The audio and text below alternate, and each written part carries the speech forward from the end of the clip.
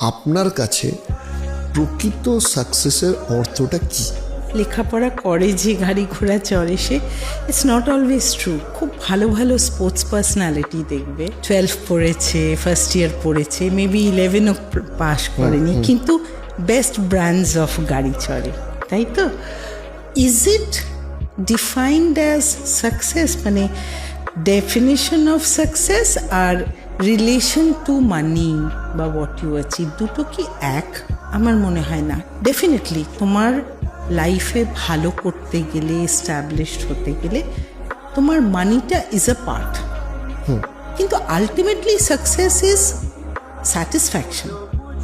Success is related to your happiness. তুমি যদি খুশি না হও at the end of the day, you need a peaceful slip.